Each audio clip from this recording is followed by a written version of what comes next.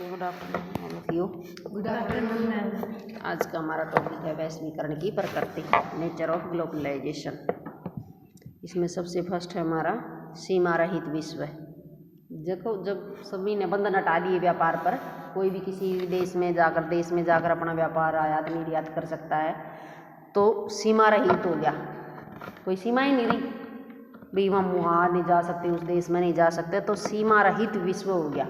हम फ्लाइट में कहीं भी बैठे और कहीं से कहीं पहुँच गए। वैश्वीकरण हो जाने के कारण विश्व एक छोटी सी इकाई बन गया है, अर्थात एक गांव कहा जा सकता है। यह ठीक है कि राजनीतिक नक्शे पर विभिन्न राष्ट्र राज्यों की सीमाएं स्पष्ट दिखाई देती है, परंतु यदि उस नक्शे पर नज़र दौड़ाए जिस पर वित्तीय और औद्योगिक क्रियाएं हो रही हैं, आतंकवाद फैल रहा है, पर्यावरण प्रदूषण का प्रभाव है, धरती के गर्म होने के प्रभाव और पर्यावरण के असंतुलित होने के प्रभाव, मानव अधिकारों के अवहेलना आदि विषयों के लिए सीमाएं अस्थायी और अर्थहीन हो गई हैं।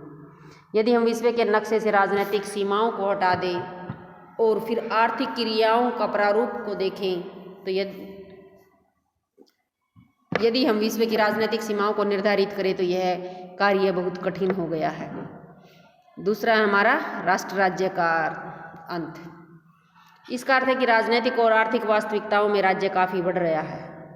18वीं और 19वीं सदी में प्रचलित आधुनिक राष्ट्र राज्य की धारणा अब स्वयं खंड खंड होती दिखाई दे रही है। निकोलस नेग्रोपोइंट ने तो राष्ट्र राज्यों को इतिहास के कूड़ेदान में फेंकते हुए कहा है कि कपड़ों को कीड़े से बचाने वाली गोलियों की तरह, जो कि प्रत्यक्ष ठोस और गैसों में बदल जाती है, मैं राष्ट्र राज्य के वाष्पीकरण की उम्मीद करता हूँ। अपन जो बेड में रखा है ना, और कपूर की गोली धीरे धीरे नहीं खत्म हो जाए अपना आप। दोनों का इस प्रकार जो राष्ट्र राज्य थे ना, भी अपना अपना देश का बारम करना, अपना देश के अंदर रहना, राष्ट्रवाद की जो भावना थी वह खत्म हो रही है, वाष्पीकरण हो गया।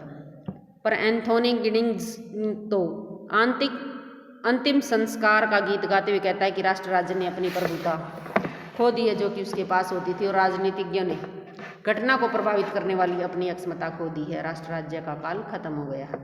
ऐसा इसलिए कहा जाता है कि राष्ट्र राज्य ने अपनी प्रभुता खो दी है क्योंकि वैश्वीकरण हो जाने के कारण तकनीकी और राजनीतिक परिवर्तन इस सीमा तक हुए हैं कि बिना किसी विशेष स्थान और राष्ट्रीय सीमाओं को ध्यान में रखकर यह आसानी से यातायात, संचार और व्यापार में सहायक सिद्ध हो रहे हैं। अब कोई सीमा बाधा नहीं रही, यातायात और संचार के माध्यम से हम अपनी कोई राष्ट्र की सीमा नहीं रह रही। वैसे तो सीमाएं खींची हुई हैं, ग्लोब पर देखोगे, नक्शा में देखोगे, जो क्या वैश्वीकरण को लेकर चला, यदि आर्थिक और तकनीकी प्रगति को लेकर चलना, विकास को लेकर चलो, तो ये सीमाएं नहीं है, अब ये तो खत्म होगी। एरोप्लेन के माध्यम से हम कहीं से कहीं जा सकते हैं, फ़ोन पर नेट के तकनीक के माध्यम से हम कहीं से कहीं बात कर सकते हैं, कहीं से कहीं व्यापार कर सकते हैं। तो ये राष्ट्र राज्य है या सीमा है, ये सारी मतलब ये राजनीतिक रूप में रहेगी। भी हमें पता है हमारा भारत का नक्शा इतना है, पाकिस्तान को पता है, अमेरिका को पता है, लेकिन व्यापार करने में ये अब बीच में नहीं आ रही है। भी राष्ट्रवाद या सीमा कोई बीच में नहीं रहे। स्थान का चयन इच्छा अनुसार, भी हमें किसके साथ करना है, कौन सा देश के साथ करना है, ये सारा अपनी इच्छा पे डिपेंड करता है। कोई मजबूरी नहीं है कि हमारी उस देश के साथ यातायात के संचार के साधन हैं तो हमें वहाँ मजबूरी में व्यापार करना पड़ेगा। 2-3 वर्ष पूर्व अधिकांश लोग स्थानीय आर्थिकता में निवास करते थे। वह या तो अपना भोजन स्वयं उगाते थे अथवा स्थानीय उत्पादकों से खरीदते थे, और जो कुछ भी उसके पास स्वामित्व सामान होता था वह स्थानीय श्रमिकों ने तैयार किया होता था। परंतु आजकल हमारे सुपर बाजार में फिलीपींस के अनानास, न्यू जर्सी के टमाटर, भारत के आम आदि आसानी से उपलब्ध है। पहले तो क्या था कि एक देश में बनी हुई चीज़ें खानी और यूज करनी थी अपन, चाहे कोई भौतिक वस्तु हुई या चाहे कोई खाने की हुई, लेकिन आज तो हमें विदेशी सब्जियों में हम अलग अलग प्रकार के देखेंगे, बाहर से आई हुई है ना, पहनने के कपड़े हैं या इलेक्ट्रॉनिक सामान है तो सारा विदेशी पावेगा अपन की दिन की का। प्रत्येक देश का माल, खाने पीने का सामान आसानी से मिल जाता है, अर्थात उस स्थानीय आर्थिक के स्थान पर अब अंतर्राष्ट्रीय आर्थिक ने ले ली। स्थानीय आर्थिक का मतलब था भाई एक देश के अंदर अपनी पैदावार है, उसी में हमने खाना पीना या उसी में हमने व्यापार करना था, वही खरीदना था। क्यों, चॉइस ही नहीं थी। अब चॉइस बढ़ गई ना, अब विदेशी ब्रांड खरीदना चाहते तो अपने देश में मिल जाए। तो खान पीने से लेकर बाकी सारे सामान अब हमारे अपने देश में है, अंतर्राष्ट्रीय आर्थिक हो गया है। वैश्वीकरण के कारण तकनीक का आदान प्रदान इस ढंग से हुआ कि व्यापार में उदारीकरण हुआ। सर्वप्रथम व्यवसाय की सफलता काफ़ी सीमा तक इस बात पर निर्भर करती थी कि पैदावार किस स्थान पर हो रही है और बाजार व्यवस्था या कच्चा माल लेने की मंडी कहाँ है। भी पहले तो उद्योग फैक्ट्री कहाँ लगते थे ये देखकर लगते थे कि नज़दीक सी बाजार भी है या नहीं, क्योंकि बेचना भी होता था ना।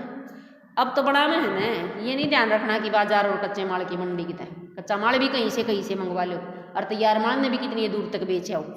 ये अब इतना बड़ा विश्व नहीं रहा कि बाजार के आसपास ही उद्योग फैक्ट्री लगेंगी। आज वैश्वीकरण के दौर में स्थान का महत्व खत्म हो गया, भाई कहीं बना लो और कहीं से मंगवा लो और कहीं बेच आओ।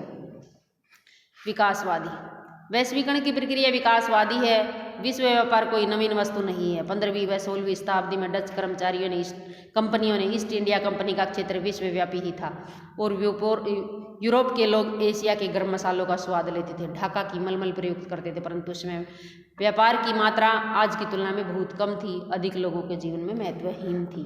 था तो उस टाइम भी व्यापार, कह रहे हैं भाई जब घोड़े पर रास्ते हुआ कर दे है ना, लेकिन आज की तुलना में कम था। विकासवादी प्रक्रिया के अनुसार स्थानीय और राष्ट्रीय आर्थिकता से अंतर्राष्ट्रीय आर्थिकता में पहुंचते पहुंचते कई सदियां लगी हैं, भाई कई सौ साल गुजर गए हैं कि राष्ट्रीय और स्थानीय आर्थिकता से अंतर्राष्ट्रीय आर्थिकता का मतलब अंतर्राष्ट्रीय लेवल पर आर्थिक व्यापार होने लग गया। इस परिवर्तन को समझने के लिए हमें विकास के उन चरणों का अध्ययन करना होगा जो कि वाणिज्य के क्षेत्र में आने वाली बाधाओं को दूर करने में सहायक रही हैं। जैसा कि औद्योगिक क्रांति से पहले लंबी दूरी तक सामान ले जाना काफ़ी व्यय और जोखिमपूर्ण था। जब तो घोड़े पर या उन पर गधे पर लाद के ले जाया करते, व्यापारिक रास्ते बनाया करते एक दूसरे देशों के बीच में, समुद्री जहाज वगैरह भी नहीं थे, ना एरोप्लेन वगैरह थे जो व्यापारिक रूप से सामान ले जाया करते, तो उस समय काफ़ी खर्चीला भी था और काफ़ी जोखिमपूर्ण भी था। क्या उस समय कोई व्यक्ति ब्राज़ील से फ्रांस ताज़ा सब्जियां फलादी लेने के लिए बारे में सोच सकता था? ये तो एरोप्लेन में 2 घंटे में एक देश से दूसरे देश में सारा खाने पीने का माल पहुँच गया है। जब तो महीनों लग जाया करते तो खाने पीने का तो सामान आ ही नहीं पावा था। रेलों का जाल बिछाने, भाप वाले इंजनों के कारण कई मुश्किलें हल हो गई थी। यातायात के साधनों में सुधार हो जाने के कारण 18वीं और 19वीं सदी में वैश्वीकरण का प्रथम दौर आरंभ हुआ, परंतु विद्यमान अवैश्वीकरण का काल संचार के साधनों में क्रांतिकारी परिवर्तन और यातायात के साधनों में आई सुविधाओं, सस्ती व सुलभ हवाई सेवाओं के कारण संभव हुआ। धीरे धीरे देखो, पहले कभी रेल भी नहीं थी, फिर रेल आ गई थी। रेल आने के बाद ये भाप वाले इंजन आ गए थे, तो इससे थोड़े आसानी हो गई थी, टाइम में कमी आ गई थी। भी अपन 2 महीना में काम होता, 15 दिन में होने लग गया था, हफ्ता में होने लग गया था। और अब तो सस्ती और सुलभ हवाई तो घंटिया में आएगी, दिना तो खत्म हो लिए है ना, फिर तो गणे 2 दिन लागो चकीती तकीती पहुँच लो। और इतना तो फिर उसमें वो है खाने पीने का सामान कोल्ड स्टोर में तो खराब भी नहीं होता। तकनीक के क्षेत्र के विकास के कारण आज विभिन्न देशों की पैदावार माल इंटरनेट के माध्यम से बेचा व खरीदा जा सकता है। शोध का आधार प्रदान सूचना सैटेलाइट के द्वारा तुरंत मिल जाता है। इन सभी देशों को एक सूत्र में पिरो दिया, जैसे कि लेवी स्ट्रास के प्रमुख प्रबंधक का कहना है कि हमारी कंपनी डेनिम उत्तरी कैरोलिना से खरीदी है, फिर भी उसे जीन्स बनाने में के लिए फ्रांस भेज देती है। बेल्जियम इन जींसों को लॉन्च करती है और इंग्लैंड में विकसित हुई टेलीविजन का कमर्शियल विज्ञापन द्वारा जर्मनी में बेची है। कहने का अभिप्राय कि समय समय पर सूचना तकनीक व अन्य संबंधित विकास से स्थानीय से राष्ट्रीय, राष्ट्रीय से अंतर्राष्ट्रीय और अंतर्राष्ट्रीय से वैश्विक बाजार और वाणिज्य स्वयं ही विकासवादी है। ये विकास होने लग रहा है इसका। पूंजी की गतिशीलता। आज उदारीकरण और वैश्वीकरण ने पूंजी निवेश की बहुत गतिशीलता बहुत अधिक बढ़ा दी है। इन नीतियों के अंतर्गत सरकारें आयात निर्यात पर करों पर इस तरह से नियंत्रण करती हैं कि विदेशी कंपनियां राहत महसूस करें। सरकार अपनी लाइसेंस देने की नीति लचीली बनाती है, कई तरह की सुविधाएं देती है ताकि विदेशी और बहुराष्ट्रीय कंपनियां अपने उद्योग आसानी से स्थापित कर सके। भी हमारे देश में ज़्यादा से ज़्यादा कंपनियां आवें और कंपनियां आएंगी तो अपने लोगों को रोजगार मिलेगा, मंडी और विकसित होंगी, है ना, एक वैरायटी मिलेगी चीज़ में, भी लोगों को चॉइस मिल जाएगी काम करने का। तो पूंजी की गतिशीलता, विदेशी निवेश बढ़ेगा अपने देश में तो विदेशी पूंजी का विकास होगा। तो इससे जो है पूंजी इधर से उधर आती जाती रहती, भी अपने देश में विदेशी पूंजी आ गई, अपनी किसी और देश में चली गई तो बहुराष्ट्रीय कंपनियों को न्योता देने के लिए लाइसेंस प्रणाली में लचीलापना बढ़ाओ। ज़्यादा कठोर लाइसेंस प्रणाली के नियम बना दिए तो फिर वो कंपनियाँ पूरे ही नहीं होंगे वे नियम, तो लचीलापन उनमें रखा जाता है ताकि ज़्यादा से ज़्यादा आवाम सारे यूपी सोचा हमारे देश में आ जाए, हरियाणा सोचा अपने स्टेट में बुलावा ताकि हमारे लोगों को रोजगार मिले, दूसरे स्टेट सोचा हमारे देश में हमारा स्टेट में आ जाऊँ। तो इस प्रकार सब मतलब उनको आकर्षित करने के लिए नए नए नियम नीति जो है उनको लचीलापन दिखाते रहते हैं। पूंजीगत को थोपने की क्षमता। वैश्वीकरण ने पूंजीपतियों के हाथ में अपने हित के अनुसार नीतियाँ निर्माण करने और उन्हें थोपने की क्षमता भी प्रदान की है।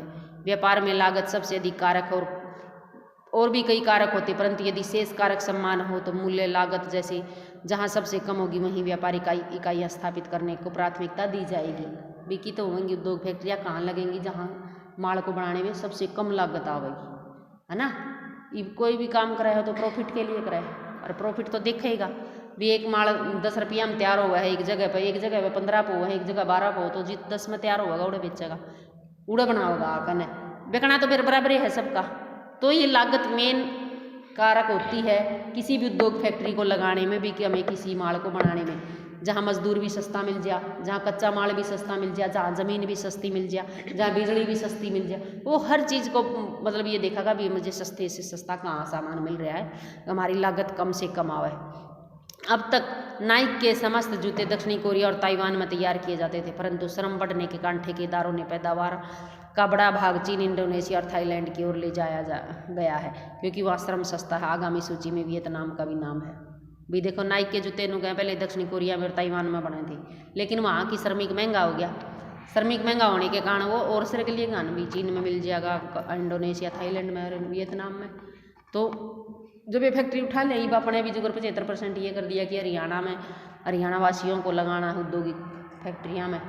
ये भी अभी खट्टर ने दुष्यंत ने रूल निकाला है ना, भी हरियाणा के 75% जो लेबर है, जो भी उसमें कर्मचारी काम करेंगे उसमें 75% हरियाणा के होने चाहिए।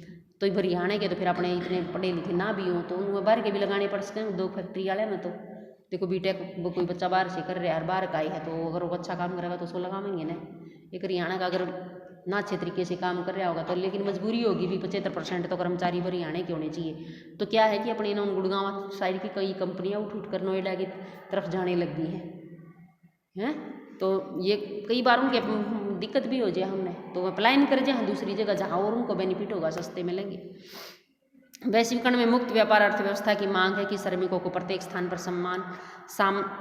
सामना करना पड़ेगा, अर्थात ताइवान के श्रमिक अधिक श्रम की मांग करते हैं तो वियतनाम के श्रमिक कम श्रम पर कैसे कार्य करने के लिए तैयार होंगे। भी फिर भी धीरे धीरे में भी सीख जाएंगे, एक बार तो सस्ते मिल जाएंगे, लेकिन उनको पता चल जाएगा कि उस देश में इतना श्रमिक मेहनतनामा मिल रहा है, इतनी मजदूरी मिल रहा है, तो हमें भी मजदूरी चाहिए। तो धीरे धीरे तो उनको समस्या फेस करनी पड़े है। विचारधारा पर आधारित नहीं, वैश्वीकरण की मान्यता है कि विश्व में किसी विशेष विचारधारा का अस्तित्व नहीं है। विश्व में न तो साम्यवादी विचारधारा और न ही पूंजीवाद की स्थापना हो सकती है, अपितु यह सत्य है कि वैश्वीकरण ने साम्यवाद और पूंजीकरण की बुराइयों को त्याग कर इनके आवश्यक गुणों को अपना लिया है। इस तरह से कोई धारात्मक संघर्ष नहीं है। दूसरे शब्दों में वैश्वीकरण का आधार कोई विचारधारा नहीं है। भी अपना आप में या ना साम्यवाद बना, पूंजीवाद बना, उदारवाद बना, समाजवाद पर इसकी अपनी कोई विचारधारा नहीं है। जिस समय के अनुसार अपना आप सबके गुण ग्रहण कर लिए है, भी जो भी अच्छे लगे। सार्वभौमिक मूल्यों का स्वीकारना, वैश्वीकरण में यह भी स्वीकार किया गया है कि समस्त राष्ट्रों की समस्या और इन समस्याओं के हल सार्वभौमिक है। प्रत्येक राष्ट्र को मानवाधिकार, पर्यावरण की सुरक्षा, नारीवाद, बाल कल्याण, उदारीकरण, मुक्त व्यापार, उचित तकनीक जैसे सार्वभौमिक नियमों को स्वीकार करना चाहिए। ये सब पर लागू होगा जितना भी है ना, ये वैश्वीकरण की जो भी नियम नीति कानून बनेंगे वो प्रत्येक देश को उसको स्वीकार करना होगा। वह नियम सभी पर लागू होंगे। सार्वभौमिकरण का मतलब सभी पर लागू होना। व्यक्ति के सर्वोच्च स्थिति, वैश्वीकरण व्यक्ति को किसी एक वर्ग, समाज, राष्ट्र आदि से संबंधित नहीं मानता, बल्कि उसे विश्व का नागरिक मानता है। व्यक्ति के लिए राष्ट्र एक उपनिवेश से अधिक नहीं है। व्यक्ति को राष्ट्रों के मध्य इस तरह होना चाहिए जैसे कि वह किसी शहर के विभिन्न भागों में घूमता है। देशों के मध्य इसी तरह जाओगा, इधर उधर भी, जैसे एक देश के अंदर घूमे अगर आज अमेरिका में है, तड़के यूरोप में है, फिर ब्रिटेन में है, वो घूम आएंगे वो। तो चाहे वैश्वीकरण एक ऐसी प्रक्रिया जिसमें प्रकृति में निरंतर परिवर्तन हो रही है, परंतु इसके बावजूद उपरोक्त लक्षणों व विशेषताओं के माध्यम से इसकी प्रकृति को समझा जा सकता है। वैश्वीकरण कोई विचारधारा नहीं है, बल्कि एक यत्नशील प्रक्रिया है जिसमें विश्व की आर्थिक, सामाजिक, राजनीतिक, सांस्कृतिक समस्याओं के सार्वभौमिक हल खोजने का यत्न किया गया। बस, थैंक यू।